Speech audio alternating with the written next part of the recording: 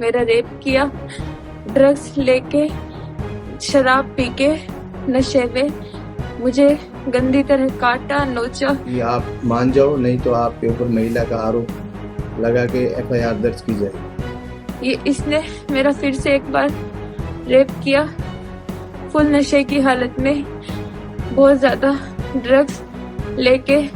22 तारीख को इसने रात को ये मुकदमा दर्ज करा। ये एक षड्यंत्र है। सलमान खान से बहुत अच्छी बातचीत है, मैं दुबई जाके उनसे मिलता रहता हूँ। मैंने कहा मुझे मरना मंजूर है, मगर इस संस्था और इस समाज के लिए मैं ऐसा काम नहीं करूँगा। मेरे पिताजी ने ना ये शेयर्स में भी इन्वेस्टमेंट किया। पीएसएस को फोन लगाओ। पीएसएस? ये आपके फिजिकल शेयर्स को डिजिटल करते हैं। पीएसएस फिजिकल शेयर सॉल्यूशन, जैसा नाम वैसा काम। दोस्तों, हरियाणा के हिसार जिले की एक युवती ने अखिल भारतीय विश्नोई महासभा के राष्ट्रीय अध्यक्ष देवेंद्र बुढ़िया पर दुष्कर्म का आरोप लगाया है। युवती ने पुलिस को शिकायत देकर इस मामले में केस दर्ज करवाया है। इस घटना के बाद न केवल विश्नोई महासभा बल्कि पूरे समाज में हलचल मच गई है। यह मामला इन दिनों चर्चा का मुख्य विषय बना हुआ है। युवती ने पुलिस को दी गई शिकायत में देवेंद्र बुढ़िया पर गंभीर आरोप लगाते हुए न्याय की गुहार लगाई है। इस शिकायत के आधार पर पुलिस ने मामला दर्ज कर जांच शुरू कर दी है। इस मामले को लेकर देवेंद्र बुढ़िया ने अपनी चुप्पी तोड़ते हुए आरोपों को पूरी तरह से निराधार और साजिश करार दिया है। उन्होंने कहा है कि मुझे पहले ही धमकी दी गई थी कि अगर मैंने समझौता नहीं किया तो मेरे खिलाफ महिला के जरिए झूठे आरोप लगाए जाएंगे। ये साजिश मेरे खिलाफ रची गई है ताकि समाज में मेरी छवि को खराब किया जा सके। उन्होंने आगे कहा कि मेरा उद्देश्य समाज के हित में लोकतांत्रिक तरीके से काम करना है, चाहे मेरी हत्या कर दी जाए या मेरा जीवन नष्ट कर दिया जाए। मैं अपने आदर्शों और समाज के प्रति अपनी जिम्मेदारी से पीछे नहीं हटूंगा। देवेंद्र बुढ़िया का यह बयान समाज में चर्चा का विषय बन गया है। उन्होंने इसे समाज में सुधार और लोकतांत्रिक प्रतिक्रियाओं के लिए उनकी प्रतिबद्धता के खिलाफ एक साजिश करार दिया है। इस बीच 13 जनवरी को मुकाम में आयोजित अखिल भारतीय विश्नोई महासभा की बैठक में समाज से जुड़े कई बड़े फैसले लिए गए। बैठक में यह निर्णय लिया गया कि जाति समाज के बाहर विवाह करने के कारण कुलदीप बिश्नोई को महासभा के संरक्षक पद से हटा दिया जाएगा। साथ ही उन्हें दी गई बिश्नोई रत्न की उपाधि भी वापस लेने का निर्णय हुआ। इस फैसले के बाद कुलदीप बिश्नोई ने खुद संरक्षक पद से इस्तीफा दे दिया। यह निर्णय समाज के आदर्शों और परंपराओं को बनाए रखने के उद्देश्य से लिया गया। देवेंद्र बुढ़िया पर लगाए गए दुष्कर्म के आरोपों और कुलदीप बिश्नोई के इस्तीफे ने विश्नोई महासभा में एक नई राजनीतिक हलचल पैदा कर दी है। महासभा और समाज के भीतर इस पूरे घटनाक्रम को लेकर कई तरह की चर्चाएं चल रही है। कई वरिष्ठ सदस्यों का मानना है कि यह विवाद महासभा की राजनीति में एक बड़ा मोड़ ला सकता है। कुछ लोगों ने इसे व्यक्तिगत और राजनीतिक प्रतिद्वंदिता का परिणाम बताया है। वहीं कई लोग चाहते हैं कि मामले की गहन जांच की जाए ताकि सच्चाई सबके सामने आ सके। देवेंद्र बुढ़िया के बयान और उनके आरोपों को साजिश कहने के बाद यह सवाल उठ रहा है कि क्या वाकई ये मामला उनके खिलाफ राजनीतिक षड्यंत्र का है या फिर इसमें सच्चाई है। वहीं दूसरी ओर युवती द्वारा लगाए गए गंभीर आरोपों ने भी समाज को स्तब्ध कर दिया है।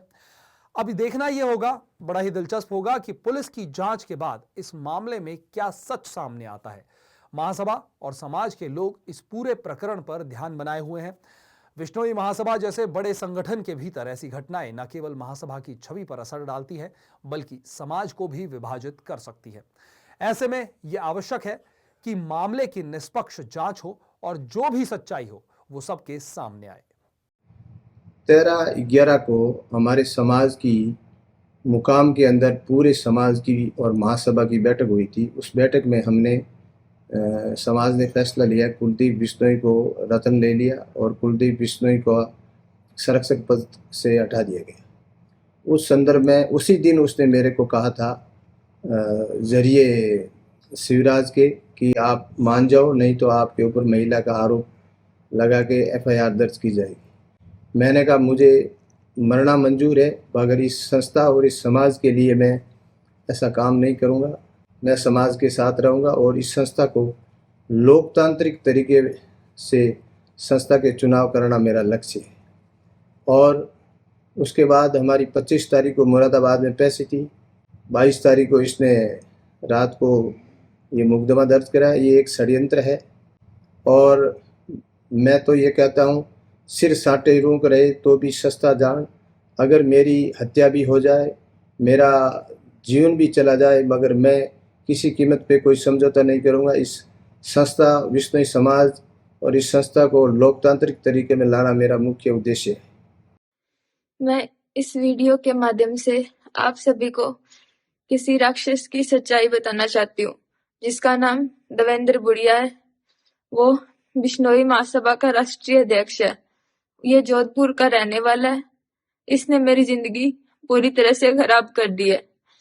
इसने मुझे चंडीगढ़ में बुला के मेरा रेप किया, ड्रग्स लेके, शराब पी के नशे में मुझे गंदी तरह काटा, नोचा और मेरी वीडियो बना ली।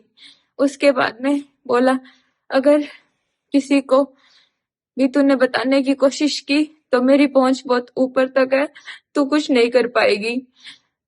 मेरे को पूरी तरह से डरा दिया और बोला, तुझे तेरे ऊपर वेश्यावृत्ति का केस लगवा के तुझे जेल में भिजवा दूंगा।